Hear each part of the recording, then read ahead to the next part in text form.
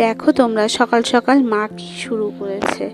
একটা নারকেল নিয়ে এসেছিল বাবা কিনে, তো সেই নারকেলটা দিয়ে মা এখন সন্দেশ তৈরি করতে শুরু করেছে। মাকে আমি অনেকবার বলেছিলাম একটা নারকেল দিয়ে আমি কী করবো, বলছে একটা নারকেল দিয়ে জামাই আমার সন্দেশ খাবে। তার জন্য জামাই তো অফিসে চলে গেছে, এবার মা শুরু করে দিয়েছে নারকেল দিয়ে সন্দেশ করে জামাইকে খাওয়াবে বলে। তার জন্য নারকেলটাকে তাড়াতাড়ি করে কুড়িয়ে নিয়েছে, নিয়ে এর মধ্যে একটু সুজি চিনি দিয়ে মেখে এবার এটাকে বসিয়ে দিয়েছে গরম হতে। এটার একটু পাক আসলেই নাকি নামিয়ে ফেলবে। মা এটা বরাবরই খুব, আমাদের বাড়িতে যখন লক্ষ্মী পুজো হয়, কালী পুজো হলো, মানে এরকম ভাই ফোটার সময় এগুলো মা তৈরি করে আগে থাকতোই।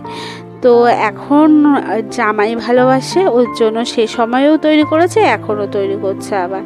তো একখানা নারকেলে আর কতটুকু হয়, তো বলছে যে কটাই হোক আমার জামাই খাবে। তো এটা পাক আসলে নামিয়ে নিয়ে এবার শেপ দিতে বসে পড়েছে মা।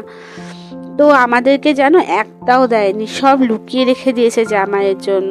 তাই আবার এদিকে হচ্ছে মশলা চা খাবে দুইজনকে, বিকেলবেলা দিদুনের হাতে মশলা চা কেউ নাকি তৈরি করে দিতে পারে না, এমনকি আমিও নাকি ওদেরকে মশলা চা তৈরি করে দিতে পারি না। এই যে জামাই এসছে 10টা হয়েছে, এই সরসমোয়া আর কি নাম এই মিষ্টিটার। তো এটা 10টা হয়েছে, 10টাই জামাইয়ের জন্য রেখে দিয়েছে, আমাদের জন্য একটাও দেয়নি। আবার কি জানো তো, লুকিয়ে রেখেছে আমার ছেলে মেয়ে আমি যেন না খাই। মানে নাতি নাতনির থেকেও তার কাছে জামাই অনেক বড়। তো জামাই তো খেয়ে বললো বেশ ভালো হয়েছে।